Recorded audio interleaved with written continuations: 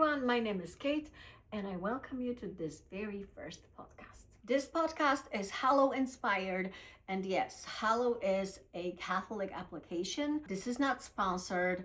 I don't have any collaboration with them. I've been just using this app for the past couple years. I don't know about you guys, but me and my husband James have been married for 20 years, and it's really hard nowadays with busy schedules, with electronics and everything else to find 20 or 30 minutes of uninterrupted time to sit down and talk. And at some point we decided we will look into Hallow app because it has a lot of daily readings that we can elaborate on, especially Father Mike Schmidt's minute homilies, which are not really a minute long, but they are more like 4 or 5 minutes long.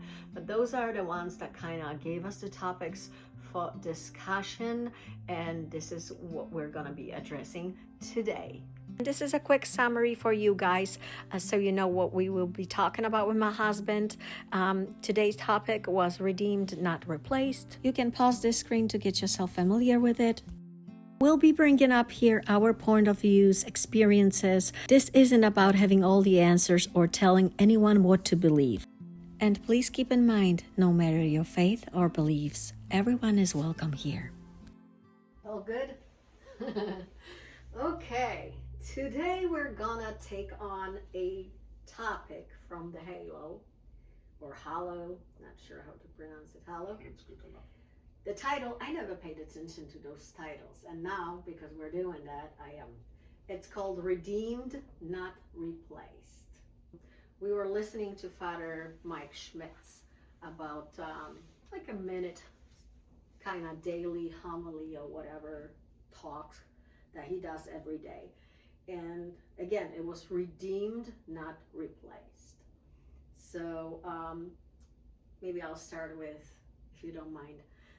The first thing that struck me was when he said that somebody, friend of his who had a car, like every time he would get a new car, like brand new car, first thing he would do would key it. He would scratch it a little bit. I find it odd. I don't know what you thought about it, even before we get into the depths of it, but I kind of found it weird because I know that the new car, you're gonna scratch it, but do you purposely have to make a scratch or something? I just found this example odd, but he was just sharing what he knows about, one of his friends would do that. I wouldn't do it if No, it was me me. neither. But I think the reason he was doing it was to show that happens with living. Right. Things get damaged, things get dinged. That's part of what life is about. We make mistakes, we're going to fall, we're going to have accidents, and it's not going to be perfect all the time. I think that's the main. Yeah, because when I think about it, it might sound odd and like ridiculous to do that to a new car, but I don't know of one person that would literally ever had a perfect car, whether they've had it for 5 years, 10 years, you either get the dents or scratches or accidents. So it's gonna happen at some point. Mm-hmm. So yeah, but I wouldn't do it either. Mm-hmm. Yeah. Then he said that life chips us and breaks us. So what do we do when it chips us and breaks us? Like sometimes we try to replace it, the broken pieces and the chips and dents in us. And sometimes we pretend like we live like it never happened, but is it even possible? Like, what did you get from this conversation overall? Because I made some points here, but if you have something to just like share your thoughts on this reading today. I think he started by saying that we live in a replacement culture where things. That's the key. Yeah. Where things get damaged or dinged, the thing we do is we want to replace it, not fix it, but replace it. And he's saying we're redeemed by God because in our brokenness, when we fall, when we miss the mark of sin, God comes in to redeem us in those breaking places, not replace us. Mm-hmm. So that's And that's what I should have started, but we're just gonna roll it naturally. That's what I should have started with the title, but I forgot about it. The redeemed, not replaced.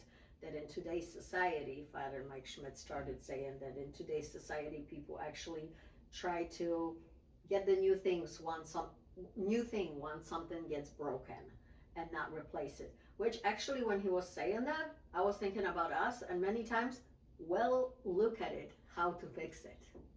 You know, like we'll look at the cost, depending what it is, whether it's a leak, whether it's broken furniture, whether it's a car. We'll look at pros and cons. Is it worth replacing? Is it worth, buying a new car at this point? So yeah, but I do agree that, in a, I don't know how do you say that, consumptionist, materialistic, society, people tend to just, okay, let me buy a new one.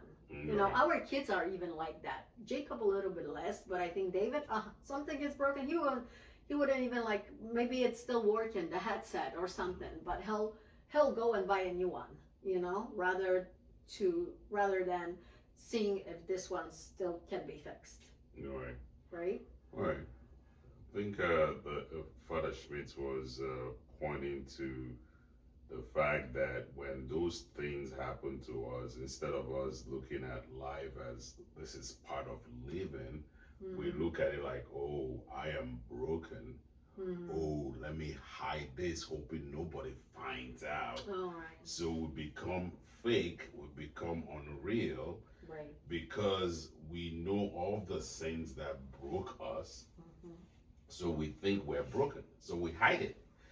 And he's saying that God redeems us. He comes in those broken places. Right. He enters into the cracks.